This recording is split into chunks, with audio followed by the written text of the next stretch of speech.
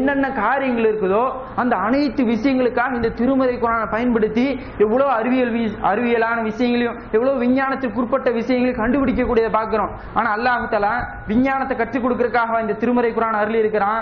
எதுக்காக அருளி இருக்கிறான் இந்த திருமறை குர்ஆனை? அல்லாஹ் தஆலா 2வது அத்தியாயம் 185வது வசனத்துல அல்லாஹ் தஆலா தெளிவான முறையில் சொல்லி காட்டுறான், ஹுதல் லின்னாஸ், இது மனிதர்களுக்கு நேர்வழி காட்டக்கூடியது. பையினாத்தி மினல் ஹுதா வல் ஃபுர்கான், மனுஷன் ஒரு சின்ன காரியத்தை செஞ்சாலும் சரி, மிகப்பெரிய விஷயங்களை செஞ்சாலும் சரி, ஒவ்வொரு காரியத்திலும் நன்மை எது தீமை எதுன்னு பிரித்து காட்டக்கூடிய ஒரு வேதம் இந்த திருமறை குர்ஆன் என்பதாக அல்லாஹ் தஆலா தன்னுடைய திருமறை குர்ஆன்ல தெளிவான முறையில் சொல்லி காட்டுறான். இன்னைக்கு நம்ம படிக்கிறோமா இந்த திருமறை குர்ஆனை?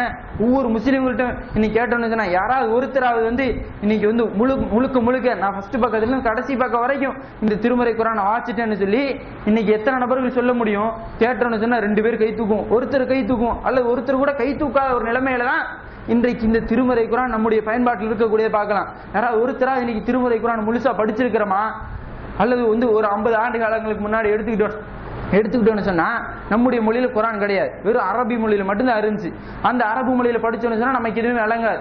அரபு ஞானம் யாருக்கு இருக்குதோ 7 வருஷம் போய் படிச்சுட்டு 10 வருஷம் படிச்சுட்டு அந்த மாதிரி அஜர்த்துமார்கிட்ட போய் கேட்போம், ஏன்னா இந்த மாதிரி நான் எங்க வீட்டுல ஒரு விசேஷம் வைக்கலான்ட்டு இருக்கிறோம், என்ன நடத்தலாமா வேண்டாமா அப்படின்னு சொல்லி கேட்டா அந்த அஜர்த்துமார்கள் ஏதாவது சொல்லுவாங்க, இந்த மாதிரி நடத்துங்க அந்த மாதிரி நடத்துங்கன்னு சொன்னா என்ன செய்வோம்? சரி அஜர் சொல்றதான் கரெக்டா இருக்கும் அப்படின்னு சொல்லிட்டு நடத்துவோம். ஏன்னா அந்த காலகட்டத்தில் குர்ஆன் என்ன கற்றுத்தருதுங்கிறது நமக்கு தெரியாது, அவங்க சொல்லக்கூடிய வச்சுதான் நம்ம செஞ்சுக்கிட்டு இருந்தோம். ஆனா இன்னைக்கு அந்த மாதிரி நிலைமை இருக்குதா? இன்றைய காலகட்டத்தில் நம்ம பேசக்கூடிய இந்த தமிழ் மொழியில மட்டுமே 10 விதமான மொழிபெயர்ப்புகள் இன்றைக்கு திருமறை குர்ஆன் வெளிவந்திருக்கக்கூடிய பார்க்கலாம். ஆனா எந்த ஒரு திருமறை குர்ஆனை நம்ம எடுத்து வச்சு படிச்சிருக்கிறோமா? அல்லாஹ் தஆலா என்ன சொல்லி தராங்கிறது ஒரு தடவையாவது ஒரு விஷயத்துல எடுத்து விளங்கி இருக்கிறோமா? என்ன ஒரு போன் அடிச்சா இன்றைய காலகட்டத்தில் கூட ஒரு போன் அடிச்சா போதும், நம்ம என்ன விசேஷம் வைக்கணுமோ அதை சொல்லிடுவாங்க, நம்ம எதுக்கப்பா அதுக்கு ரிஸ்க் எடுத்துட்டு இருக்கணும் அப்படின்னு நினைக்கக்கூடிய பார்க்கிறோம்.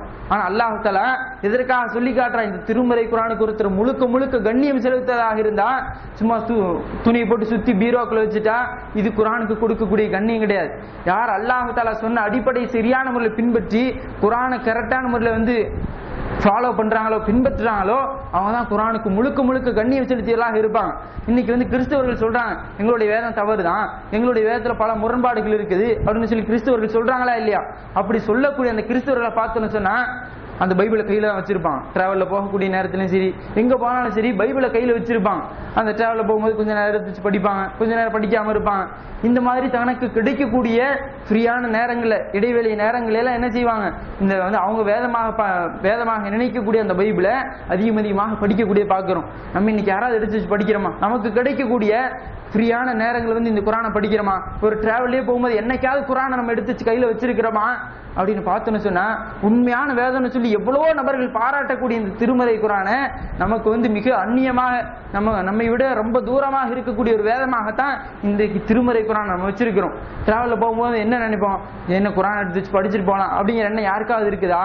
எல்லாம் டிராவல்ல போகும்போது பார்த்தோம்டா நல்ல ஒரு டிவி இருந்துச்சுன்னா பார்த்துட்டே போலாமே, நல்ல ஒரு ரேடியோ போட்டு விட்டாங்கன்னா கேட்டே போலாமே. இந்த மாதிரி நான் டிராவல்ல போனா சொன்னா நமக்கு போர் அடிக்க கூடாது, நல்லா ஜாலியா போயிட்டு வரணும் அப்படின்னு தான் நினைக்கிறோமே ஒழிய நம்ம அந்த டிராவல் 1 மணி நேரமோட 2 மணி நேரம் போறோம்னு சொன்னா அந்த குர்ஆன் எடுத்துச்சு நம்ம படிப்போம், அல்லாஹ் தஆலா என்ன கற்றுத்தரான் அப்படிங்கிறத நம்ம விளங்குவோம். அப்படிங்கிற அடிப்படையில இந்த திருமறை குர்ஆன் யாருமே தொட்டு கூட பார்க்கறது கிடையாது.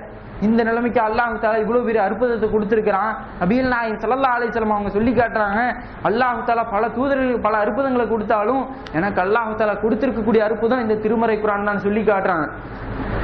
இப்படி மிகப்பெரிய ஒரு அற்புதத்தை அந்த காலகட்ட மக்கள்கிட்ட நபிகள் நாயகம் ஸல்லல்லாஹு அலைஹி வஸல்லம் அவங்க கொண்டு போய் சேர்த்தனாலதான் சஹாபாக்களுடைய வரலாறு எடுத்து பார்த்தோன்னு சொன்னா இஸ்லாத்தை ஏத்துக்கிறதுக்கு முன்னாடி பல தவறான காரியங்கள் ஈடுபட்டாங்க, விபச்சாரம் செஞ்சாங்க, மது அருந்தினாங்க, எவ்வளவு தவறுகளை செஞ்சாங்க. ஆனா இஸ்லாத்தை ஏத்துக்கிட்ட பின்னாடி குர்ஆனை பின்பற்ற ஆரம்பிச்சாங்க. ஒவ்வொரு காரியத்தையும் அல்லாஹ் தஆலா குர்ஆன்ல எப்படி சொல்லி கொடுத்திருக்கிறானோ அந்த அடிப்படையில் நம்முடைய வாழ்க்கையை நம்ம அமைச்சுக்கணும் அப்படிங்கிற அடிப்படையில் வாழ்ந்ததுனால இன்னைக்கு வரைக்கும் நம்ம பாராட்டுறோமா இல்லையா? சஹாபாக்கள் மிகப்பெரிய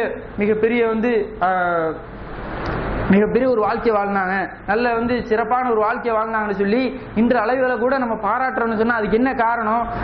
குர்ஆனை பின்பற்றி வாழ்றாங்க. ஒவ்வொரு காரியத்தை அல்லாஹ் தஆலா சொல்லி கொடுத்த அடிப்படையில நம்ம செய்யணும் அப்படிங்கிற அடிப்படையில செஞ்சாங்க. அவங்களும் இஸ்லாத்தை தானே பின்பற்றினாங்க, அவங்களும் இந்த திருமறை குர்ஆன் தான் வேதம் நம்பினாங்க. இன்னைக்கு நம்மளும் நம்புறோம், குர்ஆன் தான் வேதம்னு சொல்லி நம்பிக்கை வைக்கிறோம். ஆனா குர்ஆனை எதுக்கு சும்மா நம்ம பூட்டி வச்சுக்கிட்டா போதும், வீட்டுல பூட்டி வச்சுக்கிட்டா போதும், குர்ஆனை வாங்கி வச்சுக்கிட்டா போதும் அப்படின்னு சொல்லி நினைக்கக்கூடிய ஒரு அளவுல தான் இன்றைக்கு திருமறை குர்ஆன் இருக்கக்கூடிய பார்க்கிறோம். அப்படி இல்லாம அல்லாஹ் தஆலா எந்த நோக்கத்திற்காக இந்த திருமறை குர்ஆனை நமக்கு கொடுத்திருப்பதாக சொல்லி காட்டுறானோ அந்த அடிப்படையை சரியான முறையில் விளங்கி கொண்டு இந்த திருமறை குர்ஆனை அல்லாஹ் தஆலா கற்றுத்தந்த அடிப்படையில் விளங்கி அந்த திருமறை குர்ஆனை நம்முடைய வாழ்க்கை நெறியாக மாற்றி மிகப்பெரிய சிறப்படையக்கூடிய ஒரு நல்ல வாய்ப்பினை அல்லாஹ் தஆலா நம் அனைவருக்கும் ஏற்படுத்தி தருவானாக. வாஹிரு தவானா அல்ஹம்துலில்லாஹி ரப்பில் ஆலமீன். அஸ்ஸலாமு அலைக்கும் வரஹ்மத்துல்லாஹி வபரகாத்துஹு. அஸ்ஸலாமு அலைக்கும் வரஹ்மத்துல்லாஹி வபரகாத்துஹு. அல்ஹம்துலில்லாஹி ரப்பில் ஆலமீன் வல் ஆகிபத்து லில் முத்தகீன். வஸ்ஸலாத்து வஸ்ஸலாமு அலா சய்யிதினா முஹம்மதின் வ ஆலிஹி வ அஸ்ஹாபிஹி அஜ்மஈன். கண்ணியத்திற்குரிய சகோதரர்களே, திருமறை குர்ஆனில் இருக்கக்கூடிய சில அற்புதங்களை பற்றி இன்றைய தினத்தில் நாம் அறிந்திருக்கின்றோம். இந்த திருமறை குர்ஆனை அல்லாஹ் தஆலா நாம் இந்த உலகத்தில் நேர்வழி வர வேண்டும் என்பதற்காகவும் இந்த உலகத்தில் நாம் செய்யக்கூடிய அனைத்து காரியங்களும் குர்ஆனுடைய அடிப்படையில் இருக்க வேண்டும் என்பதற்காகவும் தான் அல்லாஹ் தஆலா இந்த குர்ஆனை நமக்கு அருளி இருக்கின்றான்.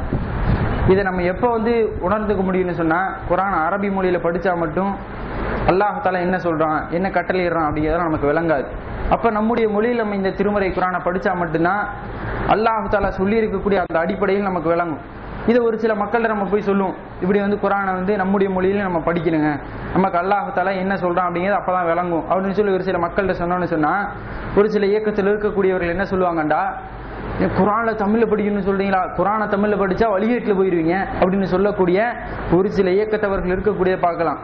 ஒரு நபர் சொல்லி காட்டுறாரு, இந்த மாதிரிலாம் சொல்றாங்க பை, நான் அந்த இயக்கத்து மேல அதிகமான நம்பிக்கை வச்சிருந்தேன், அதிகமான அன்பு வச்சிருந்தேன், ஆனா குர்ஆனை படிச்ச வழிகேட்டுல போயிருன்னு சொல்லி காட்டுறாங்க. அப்ப இந்த அளவுக்கு வழிகேட்டுல இருக்கிறாங்களே அப்படின்னு சொல்லி அவர் வேதனைப்படக்கூடிய விஷயமான அந்த விஷயத்தை சொல்லி காட்டுறாரு. ஆனா நம்ம என்னைக்காவது சொல்றோமா குர்ஆன் அரபி மொழியில படிக்க கூடாது, தமிழ்ல மட்டும்தான் படிக்கணும் அப்படின்னு சொல்லி காட்டுறோமா? ஒரு சில ஆலிம் சாக்கள்கிட்ட போய் இந்த மாதிரி திருமறை குர்ஆனை தமிழ்ல தான் படிக்கணும்னு சொல்லி பிரச்சாரம் பண்ணக்கூடிய அந்த நேரத்துல என்ன பண்ணுவாங்கடா, இந்த மாதிரி குர்ஆன் அரபியில படிக்க கூடாது, வெறும் தமிழ்ல மட்டும் தான் படிக்கணும்னு சொல்லி பிரச்சாரம் பண்ணிட்டு இருக்கிறாங்க அப்படின்னு சொல்லக்கூடிய பார்க்கலாம். ஆனா நம்ம தமிழ் மொழியில படிச்சோம்னு சொன்னா அப்பதான் நம்முடைய வாழ்க்கையில அதை பின்பற்ற முடியும். அதே நேரத்துல இந்த திருமறை குர்ஆன் அரபு மொழியில நம்ம படிச்சோம்னு சொன்னா எந்த அளவுக்கு அது நமக்கு அதிகமான நன்மைகளை பெற்று தரக்கூடியதாக இருக்குன்னு சொன்னா, நபிகள் நாயகம் ஸல்லல்லாஹு அலைஹி வஸல்லம் அவங்க சொல்லி காட்டுறாங்க, யார் இந்த திருமறை குர்ஆனை ஒரு எழுத்து ஓதுறாரோ அவருக்கு 10 நன்மை இருக்கு. அலிஃப் லாம் மீம்னு சொல்லி யார் ஓதுகின்றாரோ அவருக்கு அலிஃபுக்கு 10 நன்மை, லாமுக்கு 10 நன்மை, மீமுக்கு 10 நன்மை. இப்படி ஒவ்வொரு எழுத்தை ஓதக்கூடிய அந்த நேரத்திலும் அவருக்கு 10 நன்மைகள் கிடைக்கின்றது என்பதாக நபிகள் நாயகம் ஸல்லல்லாஹு அலைஹி வஸல்லம் சொல்லி காட்டுறான். ஒரு 5 நிமிஷம் நம்ம இந்த திருமறை குர்ஆன் எடுத்து வச்சு படிக்கும்போது எப்படி ஒரு பக்கம் 2 பக்கமாவது வாசிப்போம், குறைஞ்சபட்சம் ஒரு பக்கம் 2 பக்கமாவது வாசிப்போம். வாசிச்சோன்னு சொன்னா எத்தனையோ ஆயிரக்கணக்கான எழுத்துக்கள் அதுல வந்துச்சுன்னு சொன்னா அதுல ஒவ்வொரு எழுத்துக்கும் 10 நன்மைன்னு சொன்னா எத்தனை நன்மைகள் நம்ம சம்பாதிக்க முடியும்? ஒரு 5 நிமிஷம் செலவழிக்கிறதுனால எவ்வளவு ஆயிரக்கணக்கான நன்மைகள் நம்ம சம்பாதிக்க முடியும். இப்போ ஒரு சிலருக்கு ஓதவே தெரியாது பார்த்தோன்னு சொன்னா, நம்ம பெரும்பான்மையான நபர்களுக்கு பார்த்தோம்டா இன்னைக்கு திருமறை குர்ஆனை ஓத தெரியாதவர்களாகத்தான் இருக்கக்கூடிய பார்க்கிறோம். அவங்கள ஆசைப்படுவாங்க, நம்மளும் குர்ஆனை ஓதணுமே, நம்மளும் கஷ்டப்பட்டா இந்த குர்ஆனை தடுமாறியாவது ஓதி பழகணுமே அப்படின்னு சொல்லி நினைப்பாங்க. அவங்களுக்கு நபிகள் நாயகம் ஸல்லல்லாஹு அலைஹி வஸல்லம் சொல்லி காட்டுறாங்க, ஓத தெரிந்தவரை விட ஓத தெரியாம கஷ்டப்பட்டாவது குர்ஆனை ஓதின்னு நினைக்கிறாங்க பார்த்தீங்களா, அவங்களுக்கு 2 மடங்காக கூலி கிடைக்கும் என்பதாக நபிகள் நாயகம் ஸல்லல்லாஹு அலைஹி வஸல்லம் சொல்லி காட்டுறாங்க.